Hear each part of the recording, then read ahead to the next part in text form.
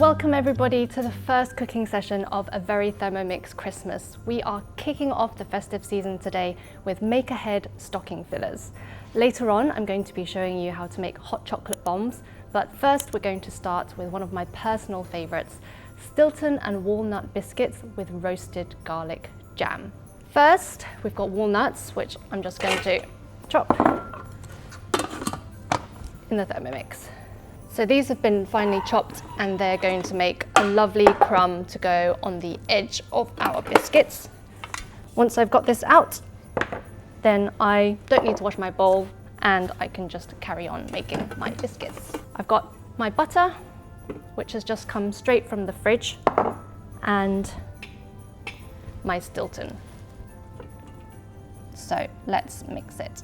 Okay, so we've got a wonderful smooth and creamy mixture, and I'm just going to add my dry ingredients. So I've got flour, dried thyme, salt and pepper. And then we're just gonna mix that up too.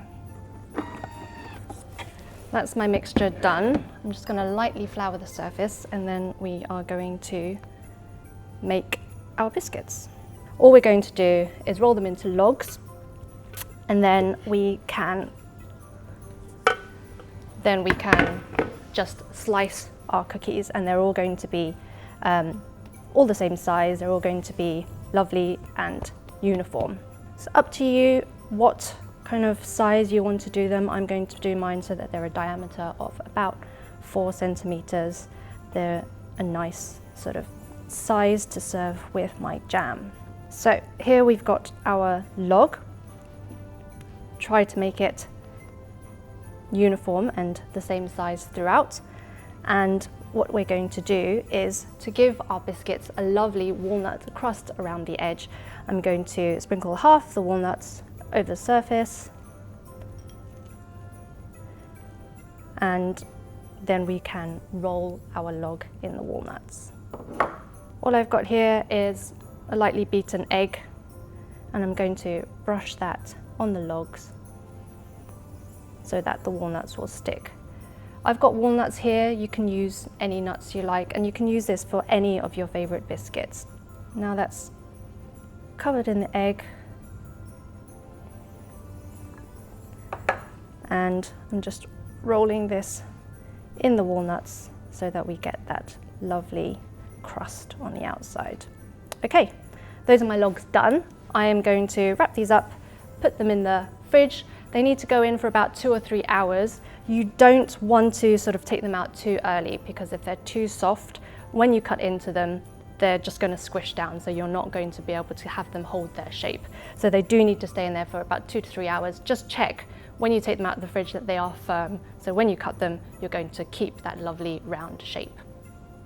Okay, so I've got my biscuit logs out of the fridge. They've been in there for a couple of hours, and you can see they are nice and firm. They're not going to squish when I cut them into slices. So all I'm going to do is cut them into slices about 5 millimeters thick. And then you should see that there is that lovely walnut crust around the edge. I'm just going to put them on the baking tray.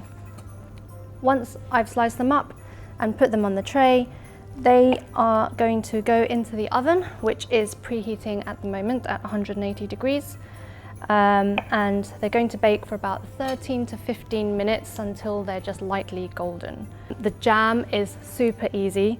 It is full of 8 bulbs of roasted garlic. So if you don't like garlic, it may not be for you. Be warned, it does fill your house with wonderful aromas of roasted garlic. My biscuits, I've got 1 tray full. I've got another tray that I'm going to fill in a minute. These biscuits are going to go in the oven now, and they will bake for 13 to 15 minutes. I wish I could convey the smell of it through this video because it smells so festive. I've got my jam here. All I need is someone to taste it. So I'm going to call Jules on. Jules, do you want to come and try my biscuits and jam? I absolutely do. I am a massive Stilton fan and an even more massive garlic fan, so this is like a fever dream for me. Tuck in. Okay, grab a biscuit Terri could not overstate enough how amazing these smell. So if you have a look at the biscuits, they're a lovely golden colour. Yeah. And to be honest, even without the jam. Yeah, literally on their own. But I've clearly got my spoon ready because I cannot wait to get into this jam. Can there be too much garlic jam? No. In fact, I think I've been too conservative. But let's start with that.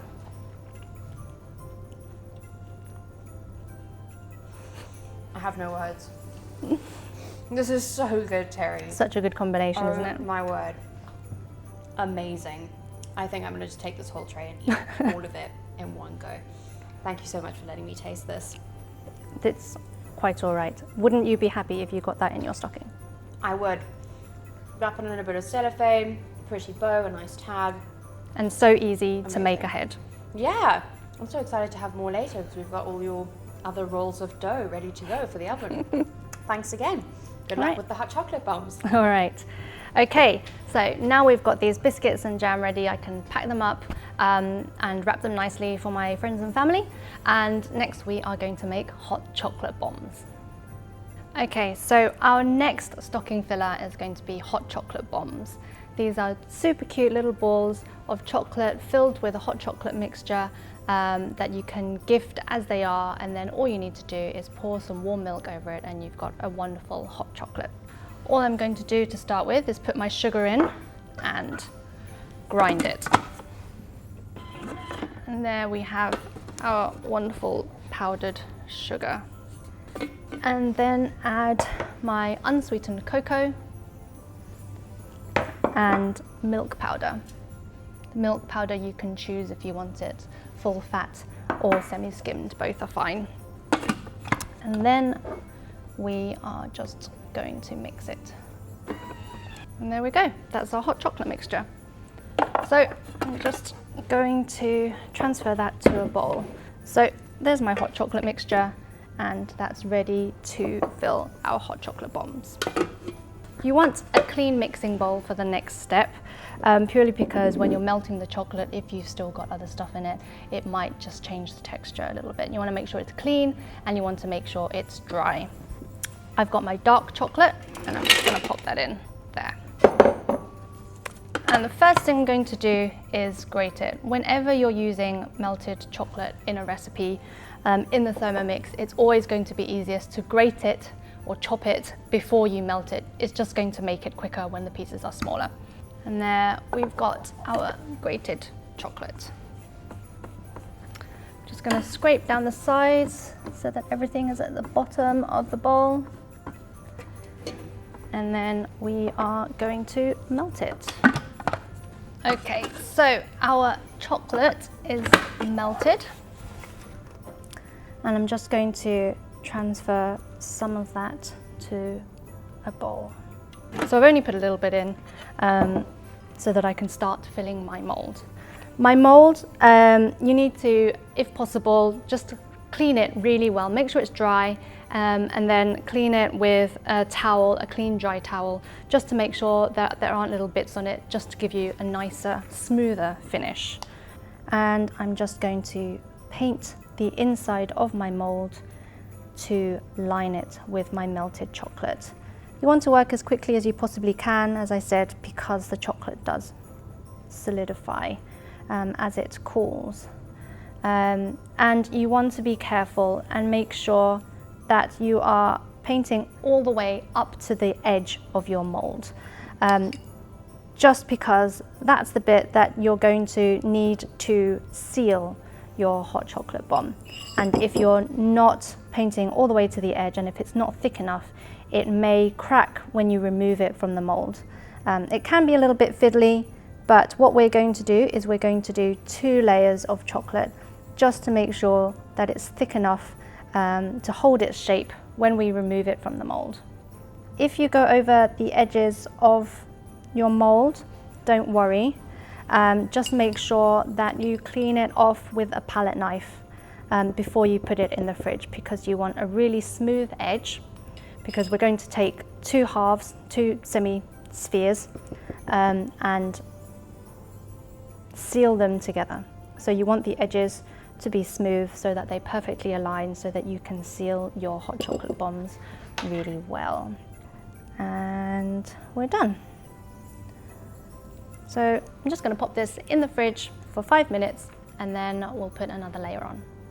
Okay, so my chocolate molds have come out of the fridge. As you can see, they're set, but there are still parts where it's a little bit thin, where I just didn't line it very evenly the first time round. So I'm just going to put another layer in. So just the same as before, again, making sure that you go all the way up to the edges so that you've got a nice thick edge. I'm going to do that for the rest of these molds and then put them back in the fridge for another 5 minutes. Okay, so I've got my chocolate molds out and all we need to do is carefully remove the chocolate. What we need to do is we need to take one of our chocolate half spheres. I've got a hot pan here. I'm just going to pop it on and just warm the edges. And that's going to help me seal it. I've got my hot chocolate mixture that we had from before, and I'm going to put a tablespoon in and then a handful of mini marshmallows. I've got my second half. I've just warmed it, the edges on the pan, and just put it on top. And there we have it assembled. In terms of the filling, all we've got here is a hot chocolate mixture and mini marshmallows, but you can mix it up and add any flavors that you like. One good option is to crush some candy canes and then put a teaspoon of the crushed candy canes in with your hot chocolate mixture, and then you'll have peppermint flavored hot chocolate bombs. There's all kinds of flavors that you can experiment with, so go with whatever you know your friends and family like and try different flavors. They will all be, I'm sure, absolutely wonderful. What we're going to do, I'm going to make up the rest of these and then we're going to melt some chocolate and decorate them. Okay, so now that we've put our bombs together, it's time to decorate them. I've got some white chocolate. I'm just going to put it in, and just like before, we're going to chop it and then melt it. Okay, so our chocolate is melted and I'm just going to transfer it to a piping bag to decorate. And all we're going to do is pipe this over the top of the chocolate bombs. You can do anything you want really. I'm just going to do a simple drizzle. If you want, you could pipe stars, a Christmas tree, anything you want really.